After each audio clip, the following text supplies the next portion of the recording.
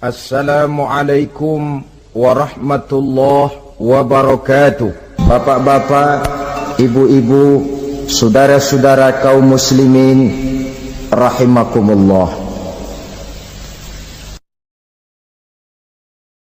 Di dalam kehidupan kita sebagai seorang muslim, minimal 5 kali dalam sehari semalam kita mendengar seruan untuk mendirikan solat yang disebut azan.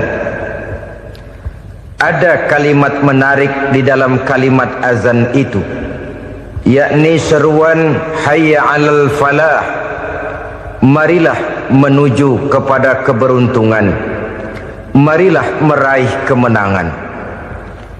Seruan ini adalah kecenderungan dari setiap manusia, apapun warna kulitnya.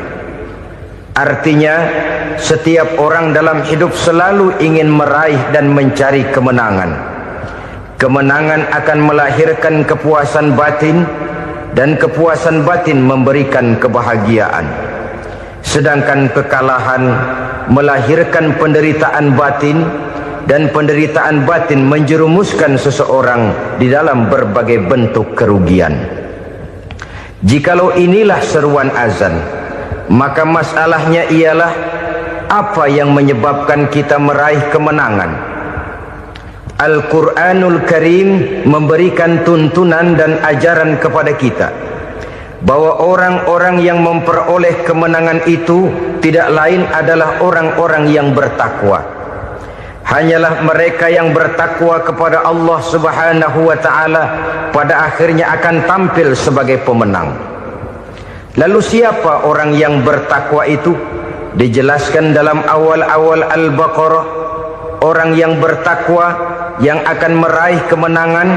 Pertama, allazina yu'minuna bil ghaib, yaitu orang-orang yang beriman kepada yang gaib, percaya bahwa ada alam yang gaib, alam yang abstrak, alam yang tidak bisa dijangkau oleh salah satu daripada panca indera kita.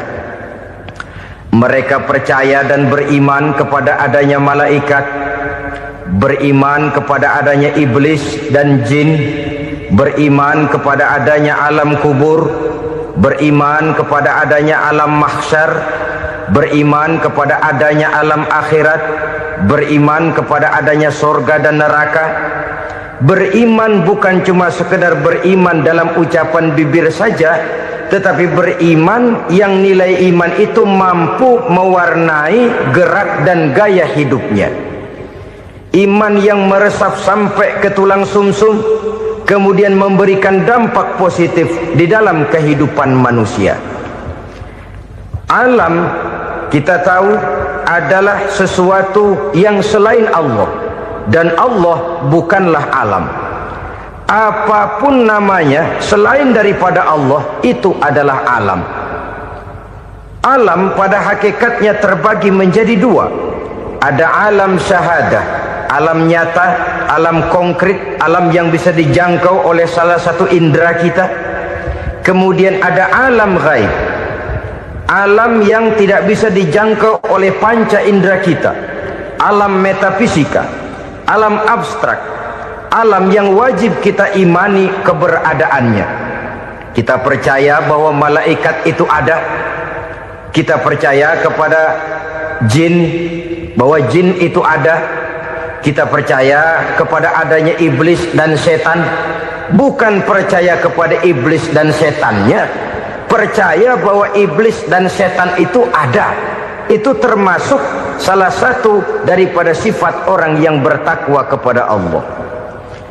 Saudara-saudara kaum muslimin rahimakumullah, kecenderungan pembangunan yang lebih bersifat materialistis biasanya menggeser aspek kehidupan rohani. Orang berpikir empiri, dan dalam pola pikir yang demikian, maka alam gaib tidak lagi mendapat perhatian. Aspek kehidupan yang bersifat rohaniah malah mulai ditinggalkan. Akibatnya terjadilah kepincangan di dalam kehidupan kita. Pernah ada satu pengalaman pribadi dalam perjalanan kembali ke tanah air.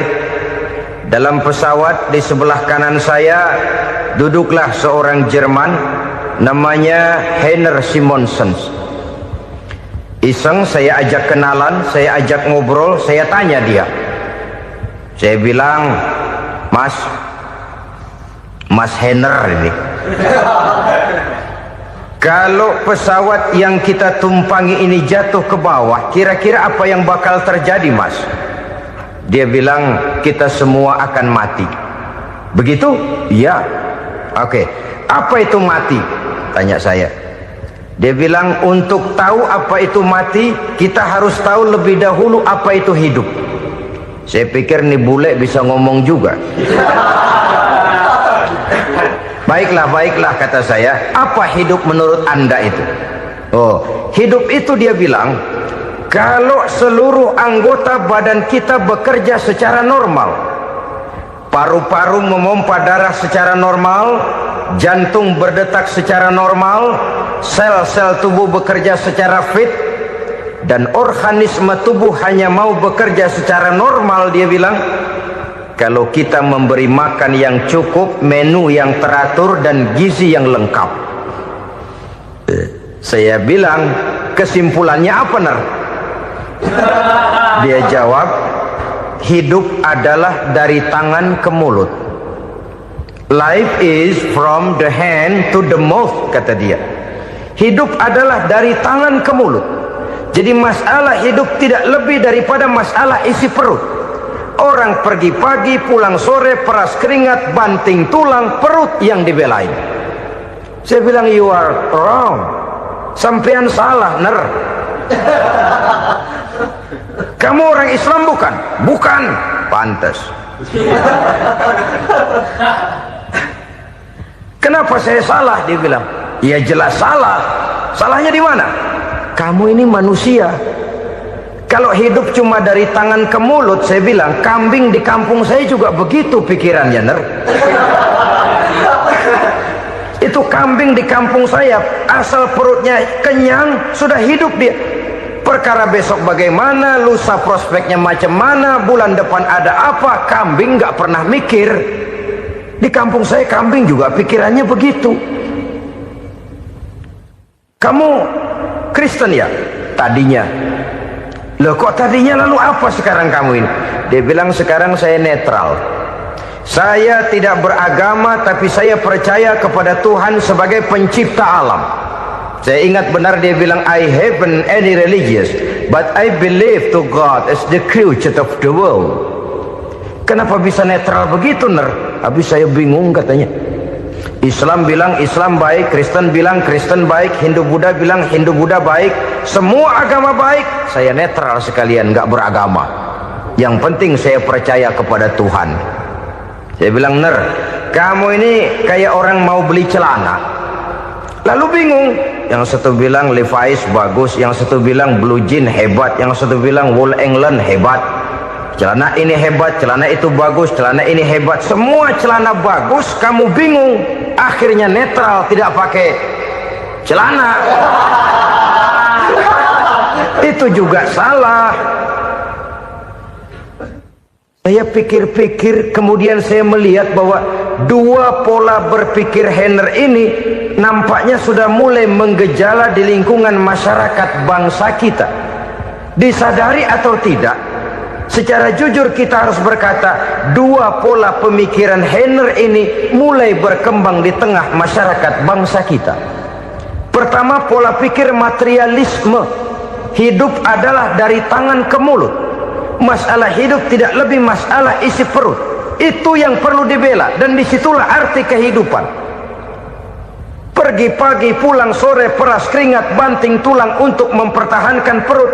Kalau sudah kemari cara orang berpikir, maka buat apa percaya kepada yang gaib? Untuk apa sholat? Untuk apa puasa? Untuk apa zakat? Untuk apa menghadiri majelis taklim? Tanpa kepercayaan kepada yang gaib, hidup berjalan menurut alur empiris dan materialis. Kalau sudah ke sana cara orang berpikir, biasanya orang lalu cenderung menghalalkan segala cara. Hanyalah orang yang percaya bahwa akhirat ada, hanyalah orang yang percaya bahwa alam kubur itu ada, hanyalah orang yang percaya bahwa malaikat itu ada, hidupnya akan lebih terarah dan terkendali. Karena kepercayaan kepada yang gaib, yang merupakan fase daripada kehidupan setelah hidup yang sekarang ini, mewarnai gerak pribadi seseorang di dalam dia melakukan kegiatan hidupnya. Pola berpikir materialisme, disadari atau tidak, mulai menggejala di lingkungan masyarakat bangsa kita. Hidup tidak lebih dari urusan tangan ke mulut, mulut ke tangan, tangan ke mulut. Asal perut sudah kenyang, hiduplah sudah. Perkara bagaimana prospek hari yang akan datang, bagaimana akhirat, tidak jadi persoalan. Ini yang oleh Nabi diperingatkan, ad-dunya sijnul mu'min wa jannatul kafir. Dunia adalah penjara bagi orang beriman dan surga bagi orang kafir. Dulu di zaman Belanda hadis ini pernah disalah tafsirkan, disalah artikan, digunakan sebagai senjata untuk mengkebiri dan membuat impoten umat Islam. Sudahlah umat Islam gak usah macam-macam, kata Belanda. Dunia ini kan penjara buat orang Islam, surga buat orang kafir. Di penjara jangan bertingkah.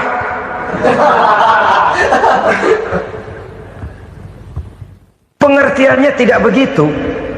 Dunia adalah penjara bagi orang mukmin. Artinya dalam kehidupan dunia seorang mukmin tidak bebas memperturutkan hawa nafsunya. Di penjara hawa nafsunya itu. Sebaliknya surga bagi orang-orang kafir. Buat orang kafir surgalah dunia ini. Mereka bebas memperturutkan hawa nafsunya, dilarang tidak terlarang, dicegah pun tidak tercegah. Mereka hidup menurut alur bisikan nafsu mereka sendiri. Kemudian bila ajal datang, maut merenggut nyawa, selesailah surganya sampai di situ. Maka bagi orang-orang yang tidak percaya kepada adanya akhirat, kepada adanya alam gaib, surganya sebatas umurnya. Sekali lagi, surganya sebatas umurnya. Bila umur selesai, ajal pun datang merenggut nyawa, selesailah sudah surganya sampai di situ. Alangkah pendeknya perjalanan orang-orang yang tidak percaya kepada alam gaib ini. Bagi kita mukmin, jikalau kita mampu memenjarakan hawa nafsu, kita bisa bahagia di dunia ini. Dan Islam memang tidak menyuruh kita sengsara di dunia. Raih dunia, kejar dunia, gapai dunia sebagai alat untuk mencapai kebahagiaan di akhirat nanti. Hidup adalah satu perjalanan panjang yang terbentang sejak kita terlahir dari alam rahim sampai kepada alam akhirat nanti. Andai kata kita gagal meraih kebahagiaan di dunia, toh kita masih punya akhirat. Tapi jangan jadi dalil yang melemahkan semangat. Biarin dah kita di dunia kebelangsak, yang penting akhirat. Akhirnya dunia benar-benar kebelangsak. Bagaimana dunia ini bisa kita raih, dan bagaimana meraih dunia untuk menunjang kepentingan akhirat nanti. Yang kedua, dari pikiran Heiner yang saya lihat menggejala di lingkungan masyarakat bangsa kita, timbulnya manusia-manusia netral. Seolah-olah Tuhan yes, agama no. Sama Tuhan percaya, agama ogah. Tuhan ngangguk, giliran agama godeng. Padahal hampir dalam setiap ayat dalam Quran, kata-kata amanu biasanya bergandeng dengan wa amilus sholihat. Iman dan amal soleh. Ini sebagai isyarat Tuhan dan agama jangan pernah dipisah-pisah. Apabila kita bertuhan, maka kita harus beragama. Apabila kita beragama, maka agama itu harus bersumberkan dari Tuhan yang kita imani itu. Tidak mungkin kita pisah, Tuhan yes, agama no. Sama Tuhan percaya tapi agama bikin sendiri. Sembayangnya cukup bengong 2 jam madep ngulon.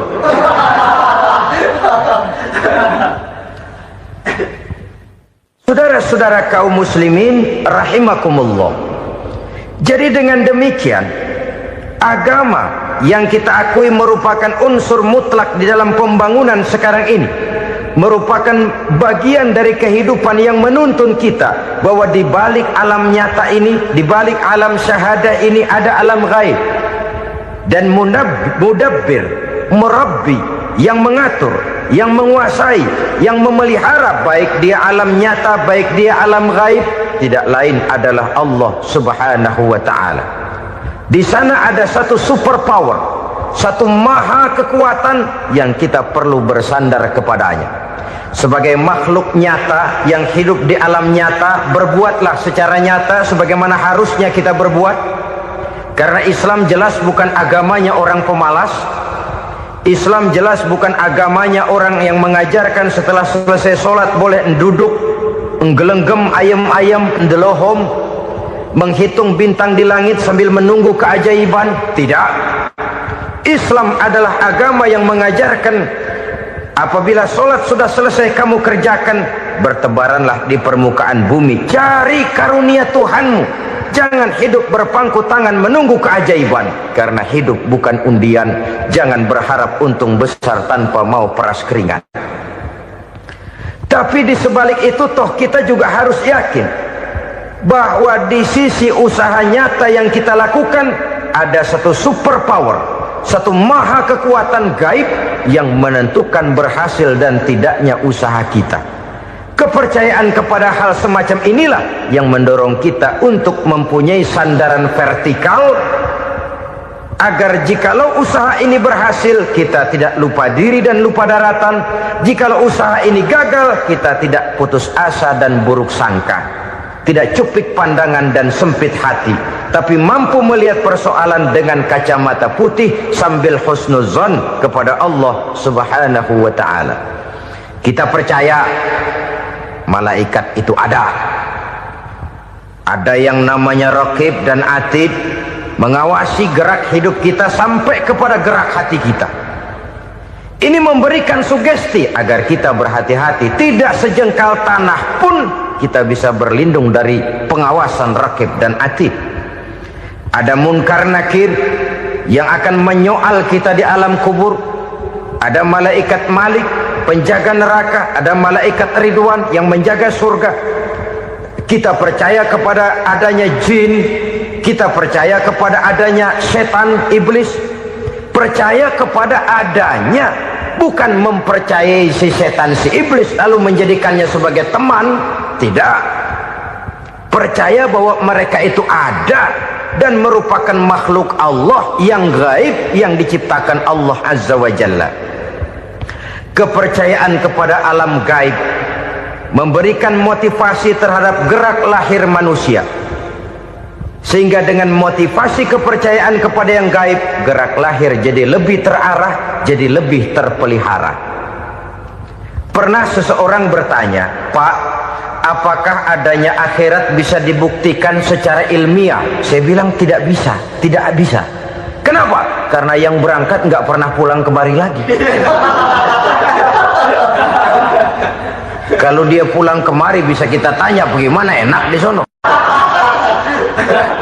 Cuma secara moral saya katakan, lebih beruntung orang yang percaya kepada akhirat daripada yang tidak.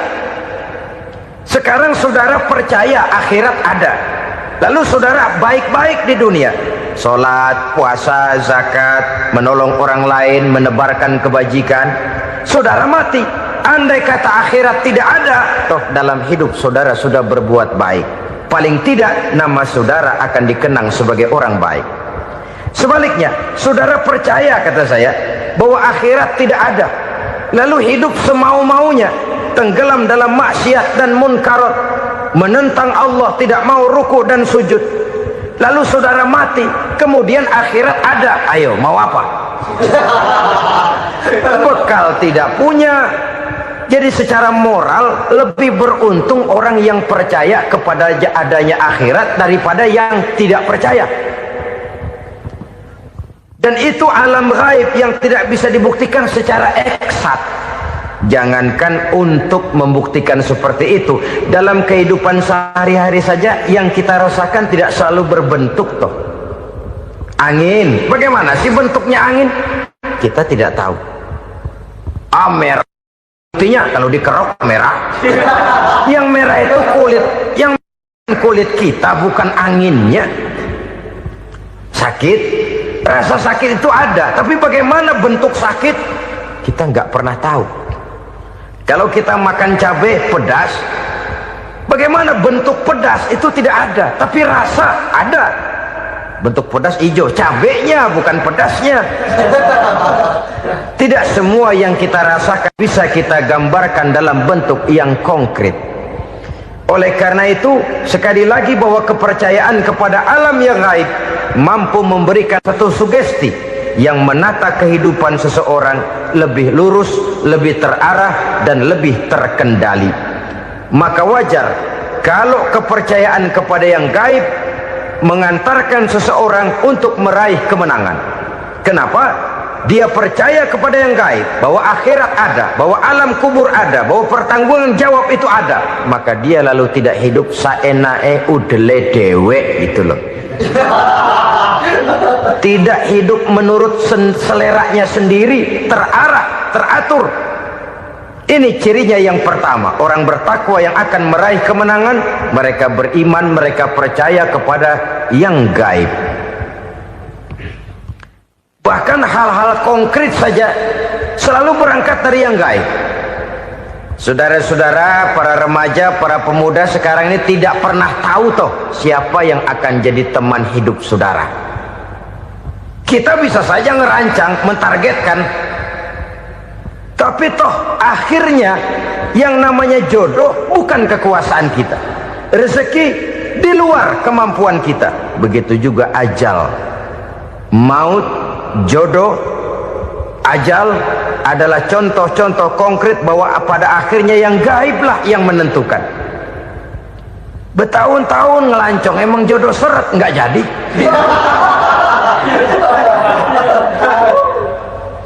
Begitu kenal baru setengah malam nginep ditangkap hansip kan. Hal-hal semacam itu kadang-kadang kita berpikir suuzon, gilet, perempuannya cakep banget, lakinya rebek amat. Memang begitulah jodohnya. Memang begitulah jodohnya. Saudara hadirin ma'asyiral muslimin yang saya hormati, jadi hal-hal yang konkret saja kita yakini sepenuhnya ditentukan oleh satu superpower yang gaib itu tadi. Dari sanalah segala ketentuan itu berangkat dan kesanalah segalanya akan kembali. Maka kepercayaan kepada yang gaib meluruskan gerak hidup seseorang dan itu akan mengantarkan dia kepada meraih kemenangan. Satu. Yang kedua, wa yuqimuna shalah. Orang bertakwa yang akan meraih kemenangan itu adalah orang-orang yang mendirikan sholat. Kenapa sholat mengantarkan orang untuk meraih kemenangan? Yang jelas, inna sholata tanha anil fahsya'i wal munkar. Sholat mampu mencegah manusia dari perbuatan keji dan munkar. Banyak filsafat hidup yang terkandung di dalam sholat ini. Sejak kita wudhu sampai kita menghadap ke arah kiblat, sampai kita melakukan gerak-gerak sholat, bacaan-bacaan yang ada di dalam sholat, lalu sampai kepada mengucapkan salam. Banyak filsafat hidup yang terkandung di dalam sholat. Umpamanya saja, setelah takbiratul ihram mulai kita dengan sholat dalam posisi berdiri, diajarkan dalam kitab-kitab fikih agar kita melihat ke arah tempat sujud. Ini kan filsafat kehidupan. Kalau kamu sholat dalam posisi berdiri, lihat tempat sujud. Jangan sholat mata jelalatan, sebab nanti bisa mengurangi kekhusyuan. Jadi wajar kalau yang dikatakan bahwa yang paling afdol adalah shaf yang di depan. Kenapa? Secara harfiah pengertiannya akan lebih mengundang kekhusyuan. Kenapa? Kalau kita di shaf paling depan di masjid umpamanya paling banter kita lihat tembok. Tapi kalau kita shaf di tengah atau di belakang, orang-orang di depan kita pun akan kelihatan. Yang bajunya loreng, yang bajunya genggang, yang bajunya macam-macam. Kita lihat, kadang-kadang kita pikirin, ada yang bajunya bolong. Kita sholat tapi dalam hati, nih orang bajunya robek ya nggak tahu apa. Ada saja hal-hal yang mengusik kekhusyuan kita. Oleh sebab itu diajarkan dalam posisi berdiri, lihat, arahkan pandangan matamu kepada tempat sujud. Ini kan filsafat kehidupan. Maksudnya apa? Kalau lagi diri lihat dong tempat sujud. Kalau udah di atas ingat dong sama yang bawah. Kalau sudah tinggi ingat dong dari mana kamu berangkat. Kalau sudah berkuasa bantu dong yang lemah. Kalau sudah kaya santuni dong yang miskin. Kalau sudah alim bimbing dong yang awam. Ini filsafat kehidupan.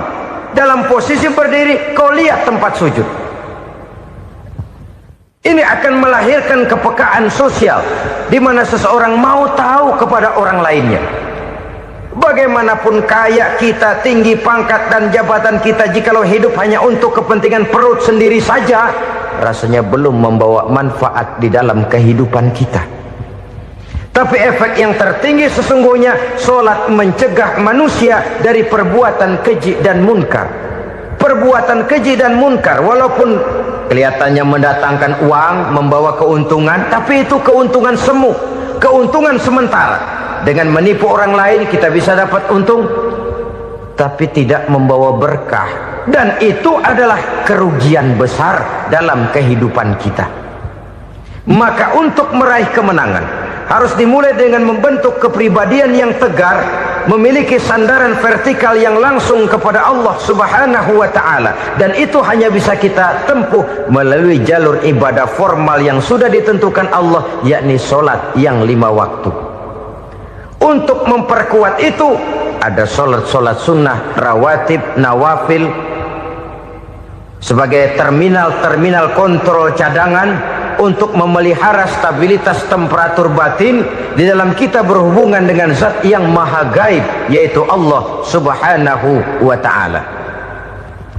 Orang sering bertanya, Pak, itu tetangga saya nggak sholat, duitnya nggak habis-habis, Pak. Nggak sholat tapi mobilnya tambah terus. Nggak sholat tapi usahanya makin maju. Tapi di sisi lain ada orang yang rajin sholat, rezekinya butak bener. Anaknya mana kurus, mana korengan. Saudara hadirin ma'asyiral muslimin rahimakumullah. Harus saya katakan bahwa solat memang bukan untuk cari duit. Solat adalah sandaran vertikal kita kepada Allah. Sedangkan soal rezeki itu berkaitan dengan sifat Allah maha pengasih dan maha penyayang. Allah maha pengasih, siapapun dikasih kalau mau usaha. Allah maha penyayang, tidak semua orang disayang oleh Allah Azza wa Jalla. Dan belum tentu banyak harta itu merupakan nikmat. Mungkin juga istidraj. Artinya istidraj itu dikasih tapi diambulin, kalau bahasa Betawinya itu.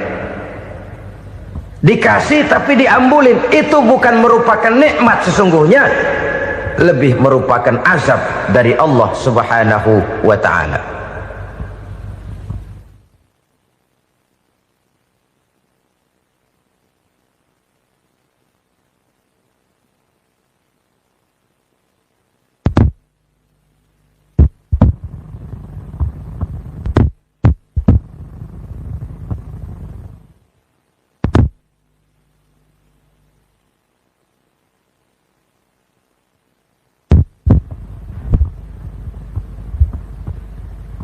Agama mempunyai sistem solat, dan kita umat Islam telah dituntun oleh Allah Subhanahu wa ta'ala yang wajibnya 5 kali dalam sehari semalam mendirikan solat, dan itu tentu berada dalam jangkauan kemampuan manusia.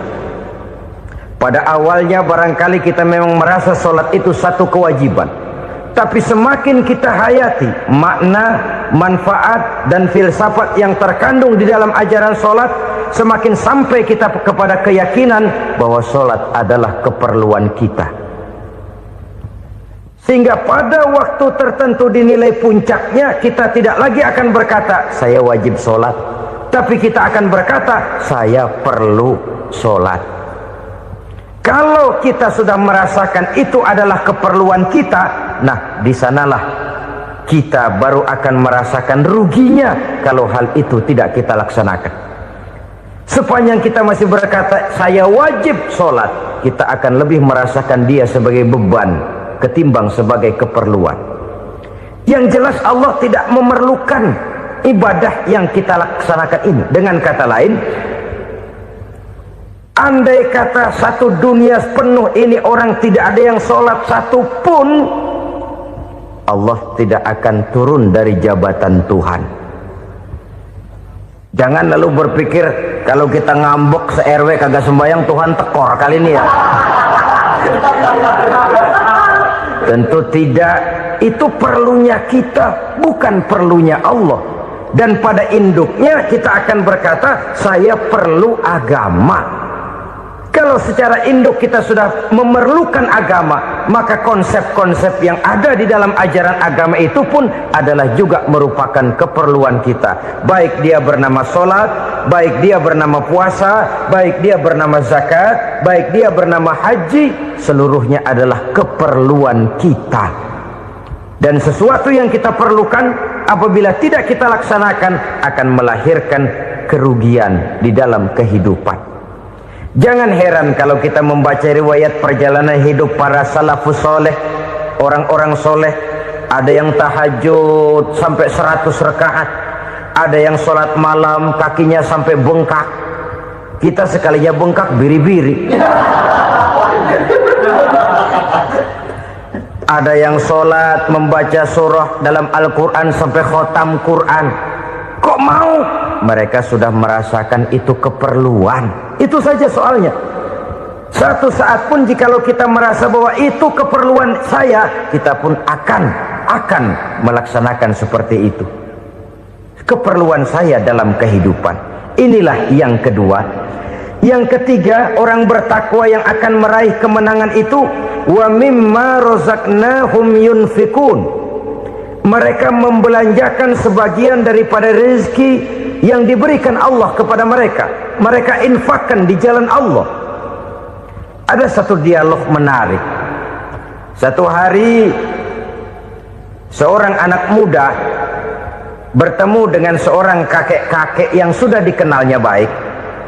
Bertanyalah anak muda ini, "Kek, umur kakek berapa tahun?" 15 tahun, kata si kakek. Anak kakek berapa orang? 1. Harta kakek berapa banyak? 15 juta. Si anak muda ini bengong, lalu protes, "Kok kakek bohongin saya?" "Kenapa?" "Saya tahu umur kakek 70 tahun. Kenapa ngaku 15? Saya tahu anak kakek 5. Kenapa bilang 1? Saya tahu kakek miliuner, miliaran uang kakek. Kenapa ngaku cuma 15 juta? Begini, kata si kakek tadi. Benar, umur saya 70 tahun. Tapi dari umur yang 70 tahun itu baru 15 tahun terakhir ini saya merasakan ibadah kepada Allah. Meninggalkan maksiat, jauh dari segala macam munkarat. Maka yang 15 tahun inilah yang benar-benar saya rasakan sebagai umur saya.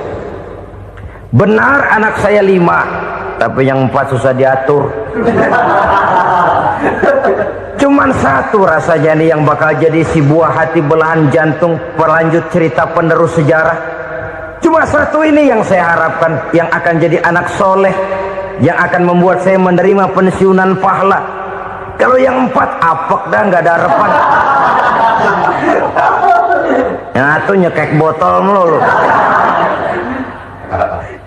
Oh begitu, iya. Lalu kenapa kakek bilang harta kakek cuma 15 juta padahal saya tahu kakek uangnya miliaran, depositonya banyak? Ya karena 15 juta itulah yang saya ingat yang pernah saya belanjakan di jalan Allah. Saya merasa itulah harta saya yang sebenarnya. Yang miliaran yang saya simpan di bank kelak kalau satu saat saya mati akan jadi rebutan di antara anak-anak saya. Iya kalau anak saya soleh kayak yang 1 ini. Kalau yang 4 tadi udah tulen dia bakal berantem dah berebut tuh. Jadi 15 juta yang saya belanjakan di jalan Allah inilah yang saya merasakan benar-benar harta saya yang sesungguhnya. Dialog ini patut menjadi bahan renungan kita bersama. Diberikan kita umur 40, 50, 60, 70, 80. Berapa tahun dari umur yang diberikan itu yang jalan mulus, yang kita gunakan untuk melaksanakan ibadah? Banyak harta kita simpan di bank, di lemari, di dompet, di tas. Tapi berapa yang sudah kita depositokan di jalan Allah yang akan menemani kita di hari kita kembali nanti? Maka orang bertakwa yang akan meraih kemenangan, wa mimma razaqnahum yunfikun, mereka membelanjakan sebagian dari rezeki yang diberikan Allah di jalan Allah subhanahu wa ta'ala. Ma'asyiral muslimin rahimakumullah, zahirnya memang kita memberikan kepada orang lain, tapi hakikatnya kita menyimpan untuk diri kita sendiri. Kita memberikan kepada yatim piatu 25.000. Zahirnya kita memberikan si yatim, hakikatnya kan kita cuma nyimpan. Saya berikan, titip kepadamu, ini untuk saya di akhirat. Kau boleh belikan baju, kau boleh belikan untukmu makan, kau boleh bayarkan sekolahmu. Ini untuk saya. Hakikatnya kita nyumbang masjid 1 juta, zahirnya kita berikan kepada panitia masjid, tapi hakikatnya kan cuma titip 1 juta ya, untuk saya di alam kubur nanti. Silahkan kau boleh belikan semen, ini uang, belikan besi, belikan pasir. Saya cuma sekedar titip untuk kepentingan saya. Hakikatnya kita cuma sekedar menitip.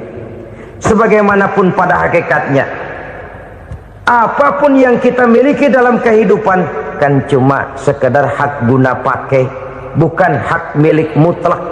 Harta kita, rumah kita, kendaraan kita, kebun kita, pabrik kita, hak guna pakai saja. Hak milik mutlak cuma untuk Allah subhanahu wa ta'ala. Saudara-saudara kaum muslimin rahimakumullah, ini yang ketiga. Kemudian yang keempat, orang-orang bertakwa yang akan meraih kemenangan, allazina yu'minuna bima unzila ilaika, mereka yang beriman, mereka yang percaya kepada apa yang telah diturunkan kepadamu Muhammad, ay Al-Quran, yakni Al-Quranul Karim.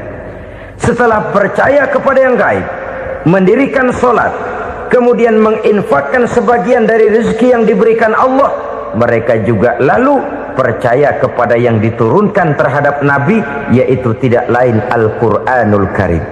Sekali lagi di sini, percaya bukan hanya sekedar percaya saja, tetapi percaya lalu menjadikan Al-Quran itu sebagai pedoman hidup.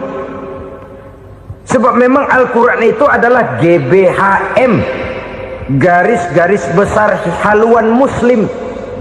Apa yang harus kita lakukan, apa yang harus tidak kita lakukan, bagaimana mestinya kita bertingkah laku dan berbuat, seluruhnya tercantum di dalam Al-Quranul Karim. Itu sebabnya ketika satu hari Aisyah ditanya bagaimana akhlak Rasul, beliau menjawab, kana Rasulullah sallallahu alaihi wasallam khuluquhul Quran. Akhlak daripada Rasulullah tidak lain adalah Al-Quran. Jawaban simpel ini memberikan gambaran bahwa keseluruhan daripada konsepsi Quran sudah diterjemahkan dalam kehidupan Rasulullah sallallahu alaihi wasallam. Karena kita tahu akhlak adalah keseluruhan dari gerak hidup manusia, sejak ia berpribadi, berumah tangga, bertetangga, bermasyarakat, sampai kepada berbangsa dan bernegara. Al-Quran tetap memberikan sentuhan nilainya. Oleh karenanya, orang-orang yang bertakwa adalah orang-orang yang menjadikan Al-Quran sebagai pedoman dalam kehidupannya. Dan kita yakini Al-Quran diturunkan kepada Nabi Muhammad, bukan merupakan produk Nabi Muhammad. Isi dan redaksinya langsung dari Allah subhanahu wa ta'ala. Kemudian cirinya yang kelima, orang bertakwa yang akan meraih kemenangan itu, wa ma unzila min qablika, tidak hanya sekedar percaya kepada yang diturunkan terhadap Nabi Muhammad yaitu Al-Quran, mereka juga percaya kepada apa yang pernah diturunkan kepada para nabi, kepada para rasul sebelum Nabi Muhammad. Percaya kepada adanya suhuf, percaya kepada adanya Taurat, percaya kepada adanya Injil, percaya bahwa Allah dahulunya sudah menurunkan Taurat kepada Musa, percaya bahwa Allah sudah menurunkan Injil kepada Isa, percaya Injil ada, Taurat ada, diturunkan Allah untuk Isa dan Musa, tetapi tidak wajib mengamalkannya karena kita sudah diberikan Al-Quranul Karim. Ini yang perlu saya garis bawahi. Kita percaya Allah telah menurunkan Injil dahulu kepada Isa. Kita percaya bahwa Allah telah menurunkan Taurat dahulunya kepada Nabi Musa. Kadang-kadang ini dijadikan dalih, dikacaukan pengertiannya. Quran saja mengajarkan bahwa orang yang bertakwa harus percaya kepada Injil, maka pakailah Injil. Apalagi kalau ayat sebelumnya ditilap, dihapus, dihilangkan, Injilnya yang ditekankan, maka akan terjadilah penekanan yang salah arah. Karena salah arah akhirnya bisa merusak dan menghancurkan akidah. Ketika Rasul suatu saat pernah ditanya orang, "Ya Rasul, bagaimana sikap kita sebagai muslim terhadap Injil yang ada sekarang?" Beliau menjawab, "La tukadzibuhu jami'an wa la tusaddiquhu jami'an." Jangan didustakan seluruhnya, jangan juga dibenarkan semuanya. Artinya, ini sudah merupakan gambaran dari Rasul bahwa dalam Injil yang ada sekarang masih ada ajaran-ajaran tauhid yang dibawa oleh Nabi Isa dan diajarkan kepada umatnya. Tapi juga dalam Injil yang sekarang ini sudah terkena intervensi dan investasi manusiawi. Karena itu Rasul menyimpulkan, la tukadzibuhu jami'an wa la tusaddiquhu jami'an. Jangan didustakan semua, jangan dibenarkan seluruhnya. Kita memang percaya Allah telah menurunkan Injil kepada Nabi Isa dulu, tapi kita tidak wajib mengamalkan Injil. Kita percaya Allah telah menurunkan Taurat kepada Nabi Musa, tapi kita tidak wajib mengamalkan kitab ajaran Taurat. Yang wajib kita percayai dan kita amalkan hanyalah Al-Quranul Karim.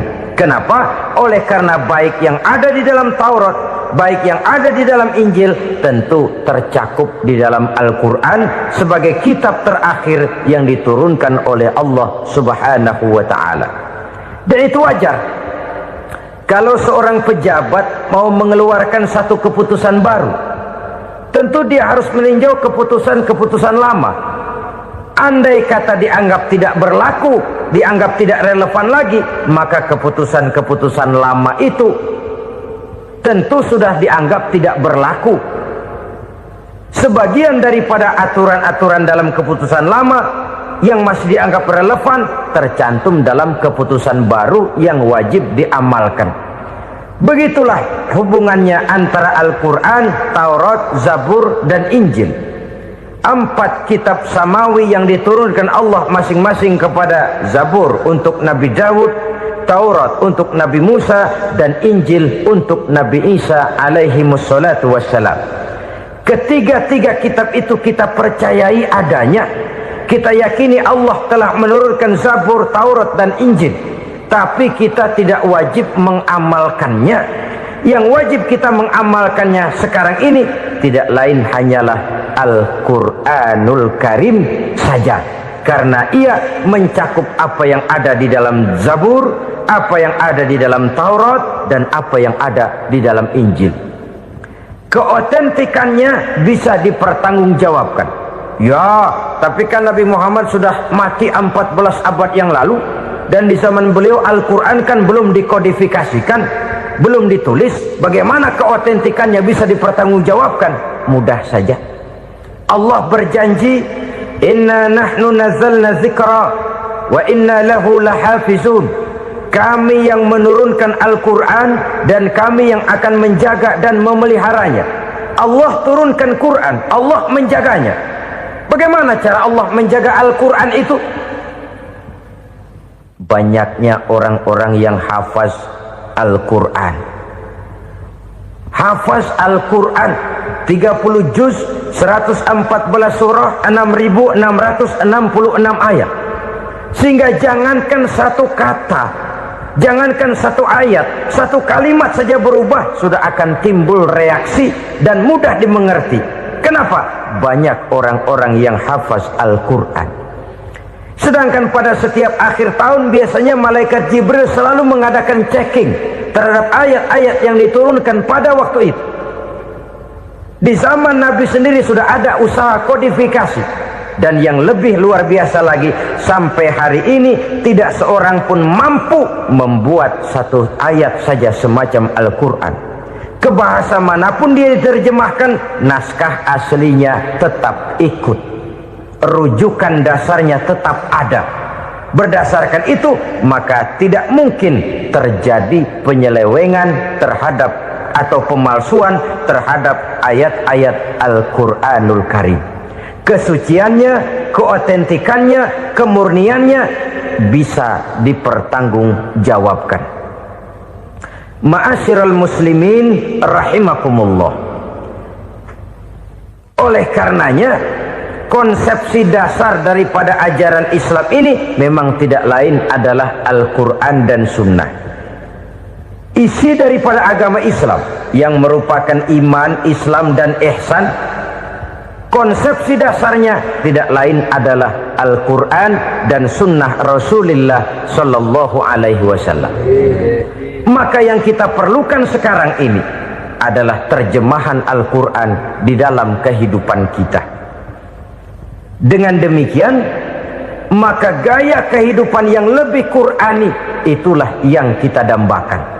Kita perlu memang terjemahan Quran dalam bahasa Inggris, dalam bahasa Belanda, dalam bahasa Jepang, tapi yang lebih kita perlukan adalah terjemahan Quran di dalam kehidupan kita. Konsekuen, tidak memanipulasi, ringan sama kita jinjing, berat sama kita pikul. Jangan kalau lempengan ayat Quran tuh kira-kira enak diamalin, keras teriakan kita. Giliran kira-kira ayat Quran itu mukul kepala kita sendiri, diam kita. Itu ciri yang pernah disindir Allah dalam awal-awal Baqarah juga itu. Ciri beragamanya orang yang munafik. Kullama adha'a lahum masyawfi, kata Allah. Wa iza azlama alaihim qamu. Apabila terang mereka jalan, apabila gelap mereka berhenti. Artinya, kalau kira-kira di Islam nguntungin, rame-rame pada teriak Islam. Tapi ketika diminta untuk berjuang, ketika dituntut untuk berkorban, rame-rame mengundurkan diri. Nasib agama tidak ubahnya seperti daun pisang yang dikait orang di tepi jalan lantaran tak berpayung di ketika hari hujan. Manakala hujan usailah sudah, daun itu pun dicampakkan di tepi jalan, diinjak pula orang nan lalu. Artinya, orang menjadikan agama cuma sebagai lipstick, decoration only, tidak konsekuen. Hanya pada saat-saat kelihatannya Islam membawa keuntungan, rame-rame orang teriak-teriak tentang Islam. Tapi jikalau diminta berjuang, jikalau dituntut untuk berkorban, biasanya rame-rame juga mengundurkan diri. Jangan heran kalau mayoritas hitungan kita, tapi minoritas peranan kita. Kuantitas kita dalam jumlah, tapi dalam kualitas kita lebih sering jadi penonton daripada jadi pemain. Padahal itu sangat tidak boleh terjadi. Umat Islam di Indonesia harus bangkit. Umat Islam di Indonesia harus sadar akan keberadaannya. Tidak boleh hanya jadi penonton berpangku tangan. Karena memang agama kita juga mengajarkan untuk konsekuen di dalam menjabarkan ajaran-ajaran daripada agama kita. Kita sering jatuh menjadi umat yang lemah oleh karena kita ini tidak pandai menggalang kebersamaan yang diakibatkan tidak konsekuennya kita. Diistilahkan bahwa umat Islam di dalam menggalang kebersamaannya itu harus seperti orang main sepak bola.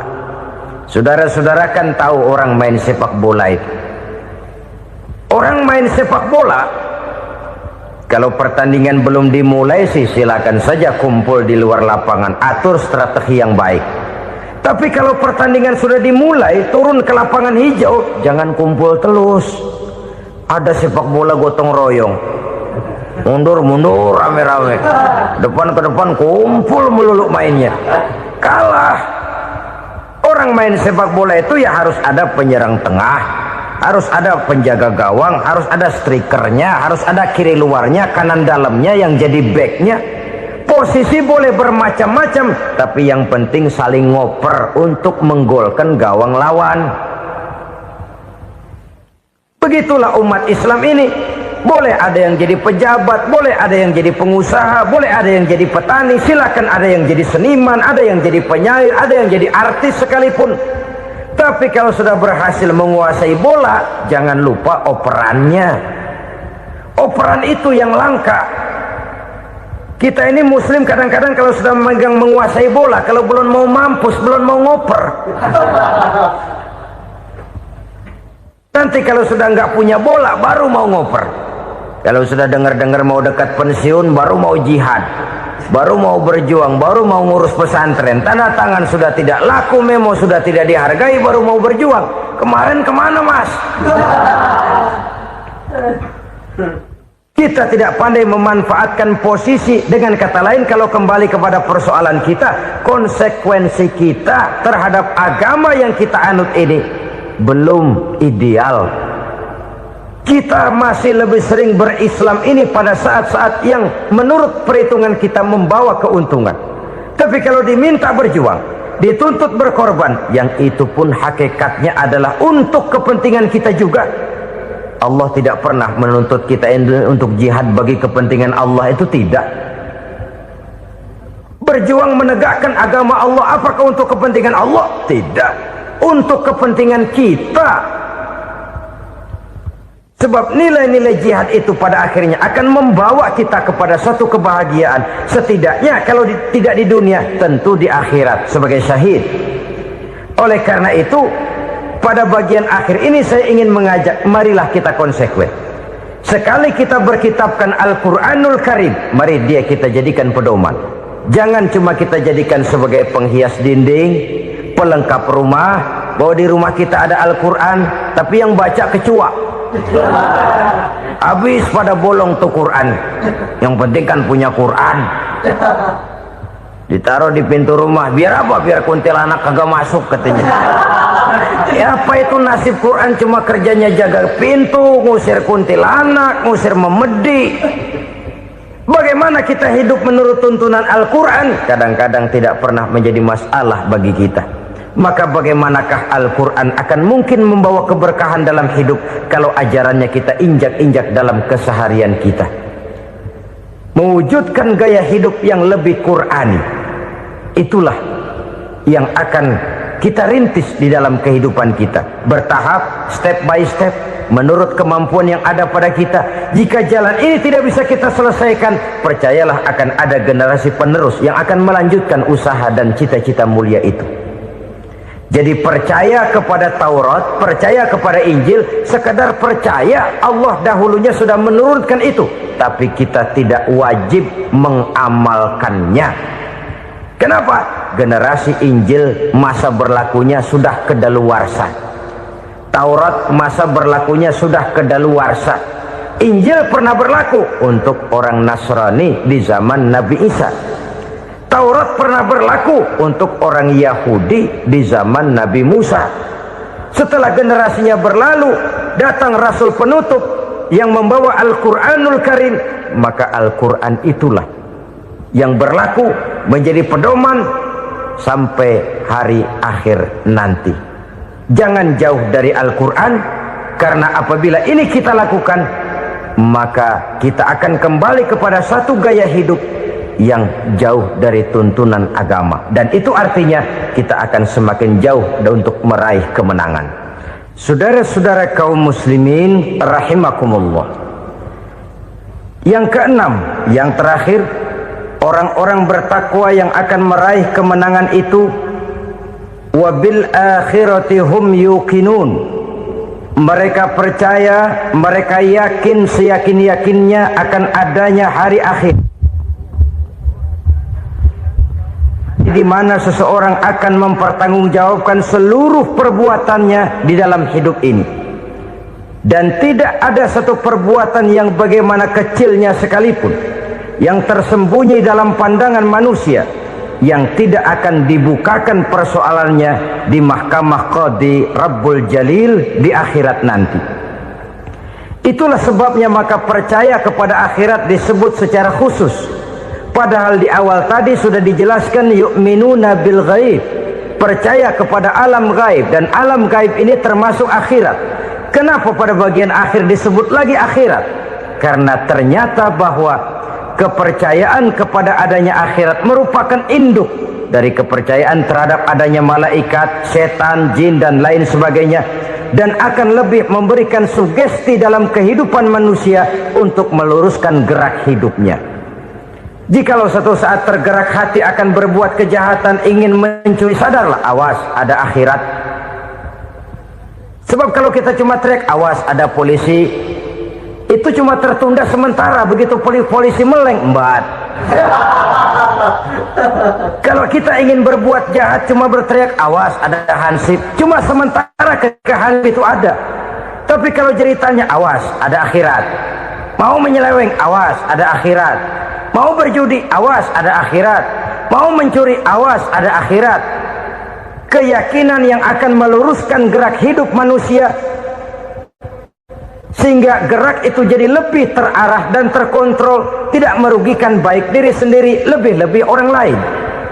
Ternyata bahwa kepercayaan kepadanya adanya hari akhirat sanggup menjadi sumber daya kontrol dari kehidupan manusia, sehingga ia tidak terjebak dalam perbuatan maksiat dan munkarat.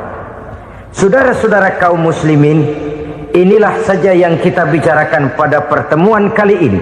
Semoga Allah subhanahu wa ta'ala memberikan kekuatan zahir dan batin kepada kita untuk dapat meraih kemenangan dengan beriman kepada yang gaib, mendirikan solat, membelanjakan sebagian dari rezeki yang diberikan Allah, percaya kepada Al-Quran, beriman kepada kitab-kitab yang diturunkan sebelum Al-Quran, lalu meyakini adanya hari akhirat.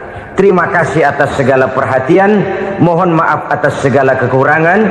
Usikum wa nafsi bitaqwallah. Wassalamu alaikum warahmatullahi wabarakatuh.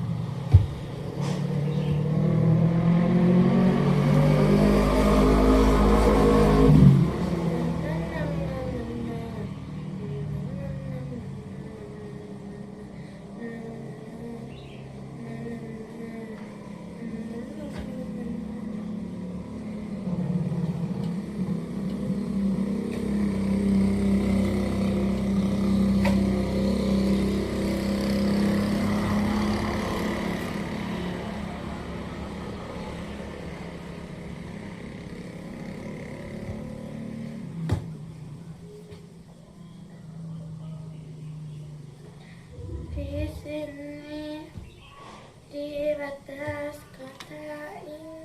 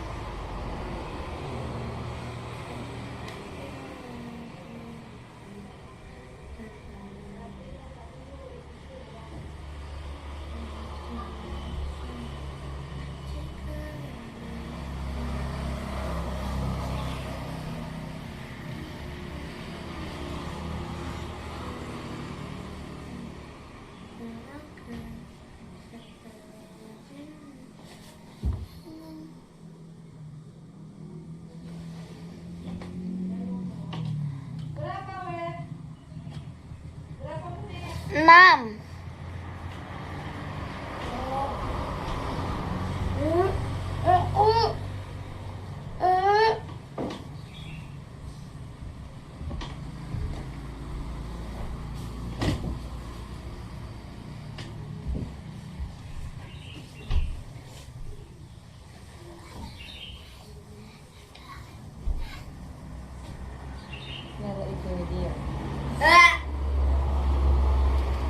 Jangan lama.